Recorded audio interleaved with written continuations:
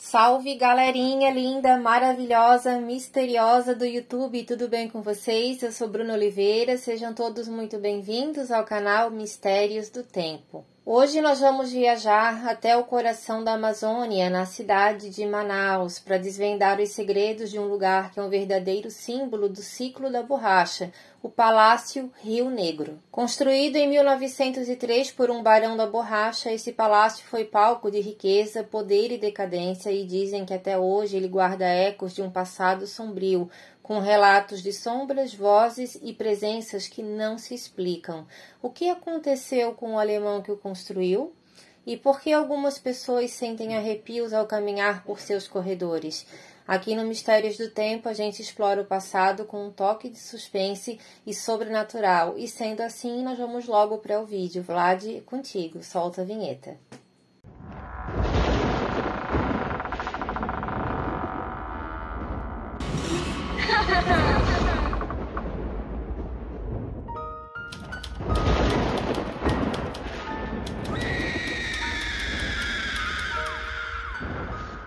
Pessoal, o Palácio Rio Negro fica na Avenida 7 de Setembro, no centro de Manaus, bem pertinho do Parque Jefferson Pérez, e é um dos prédios mais emblemáticos do Amazonas. Ele foi construído em 1903, no auge do ciclo da borracha, uma era de ouro para a região, quando Manaus era uma das cidades mais ricas do mundo graças à exportação de látex. Quem mandou construir o palácio foi Karl Waldemar Scholz, um comerciante alemão que ficou conhecido como o Barão da Borracha. Scholz era um dos homens mais ricos da cidade na época e ele chegou a ser presidente da Associação Comercial do Amazonas em 1911 e cônsul da Áustria a partir de 1930. O cara não era fraco, gente, olha só. O palácio, originalmente chamado de Palacete Scholz, foi projetado pelo arquiteto italiano Antonio Januzzi, num estilo eclético que misturava elementos neoclássicos e toques tropicais, como janelas amplas para ventilação no calor da Amazônia. Mas a história de Karl Scholz não teve um final feliz.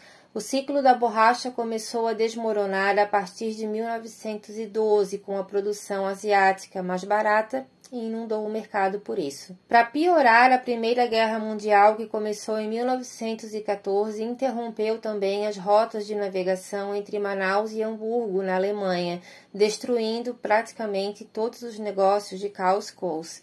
Endividado, ele foi forçado a hipotecar o palácio por 400 contos de réis ao seringalista Luiz da Silva Gomes.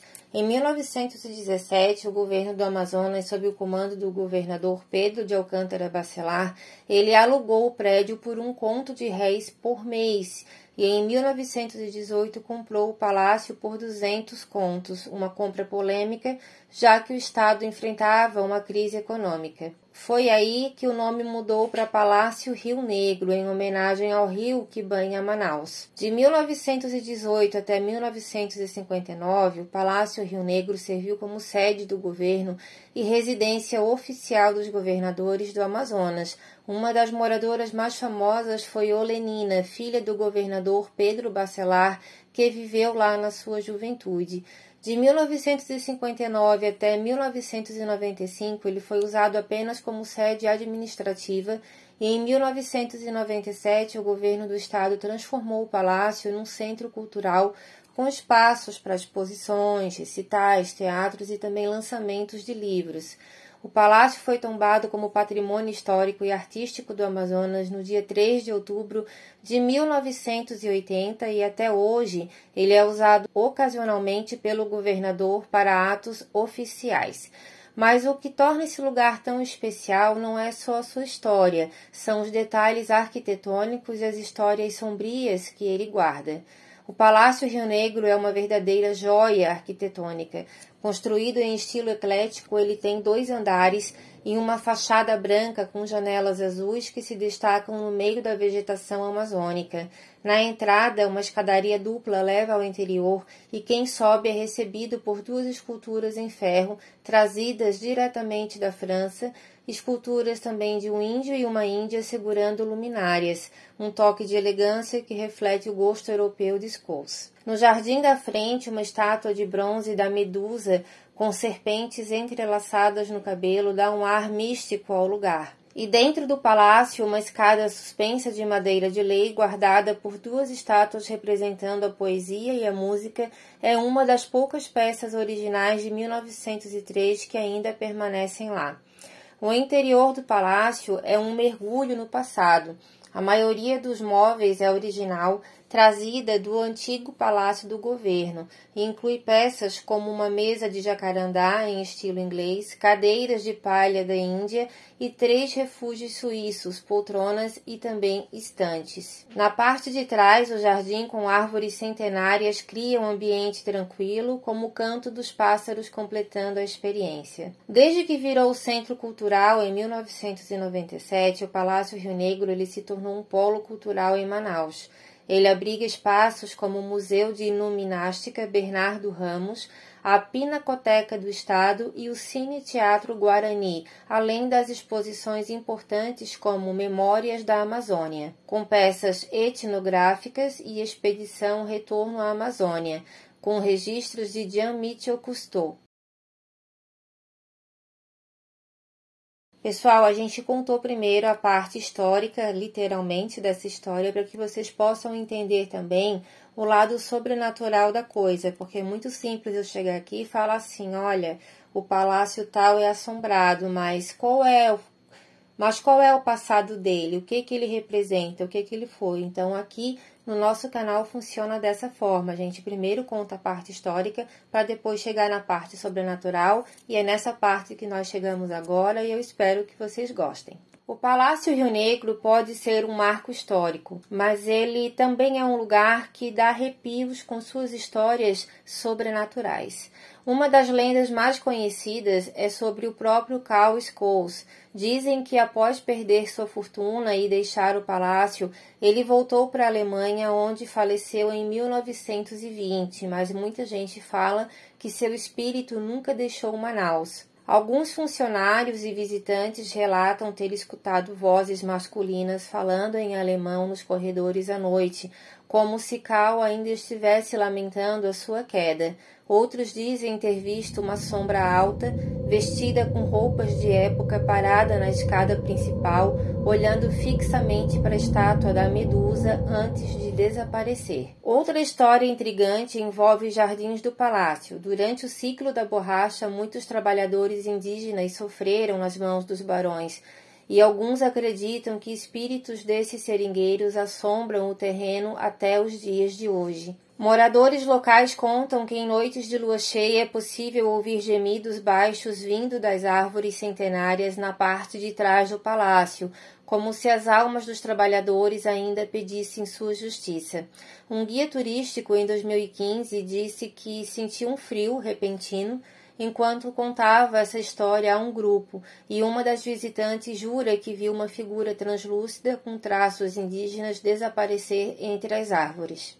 E tem mais também, gente. Há relatos de fenômenos estranhos nas salas do palácio. Um funcionário que trabalha lá há mais de 20 anos afirma que em 2010, durante uma exposição noturna, um dos relógios suíços começou a tocar sozinho, mesmo estando quebrado há muitos anos. Outros visitantes dizem também sentir um peso no ar ao entrar na sala do governador, como se uma presença os observasse. Alguns especulam que o palácio pode ser um ponto de energia espiritual influenciado pela proximidade com o Rio Negro e a floresta amazônica, que muitas culturas indígenas consideram sagrada. Será que essas histórias são reais ou apenas ecos de um passado turbulento? Deixa aqui para mim no comentário a sua opinião a respeito. Então, assim, pessoal, esse local ele é extremamente histórico, foi e ainda é muito importante para Manaus, e há várias pessoas que visitam que não são crentes na vida após a morte, dizem que saíram de lá com a pulga atrás da orelha porque realmente sentem algo como se estivesse sendo muito pressionado contra eles. Há muitas pessoas que dizem sentir uma opressão como se alguma coisa estivesse muito perto. É essa a descrição de muitas pessoas que dizem não acreditar no sobrenatural, mas que ficaram na dúvida por causa disso. Barulhos de talheres, de pratos também são escutados lá em noite, que não há absolutamente nada de evento. Muita gente fala que vê sombras também passando pelas janelas e que um vento frio realmente acontece lá, gente, aparece lá, porque Manaus é um local extremamente quente, então esse frio repentino, ele é considerado sim por muitos médiuns que visitaram o local, muitos pesquisadores também dizem que esse tipo de fenômeno é extremamente natural em locais onde os espíritos ainda não conseguiram desapegar.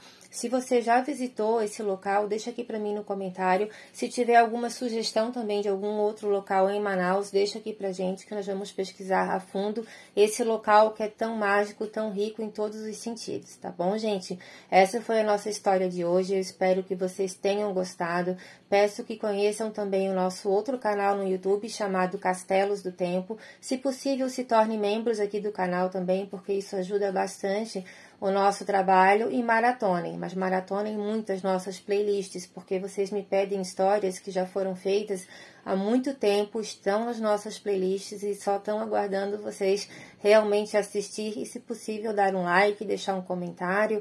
Ah, Bruna, eu não gosto de comentar, é muito difícil comentário grande, não precisa, gente. Uma mãozinha, um coraçãozinho, um like, um dislike, tudo tá valendo, porque o YouTube considera isso como engajamento aqui pro canal, tá bom? Um beijo bem grande para cada um de vocês e até o próximo vídeo. Tchau, tchau. Obrigado!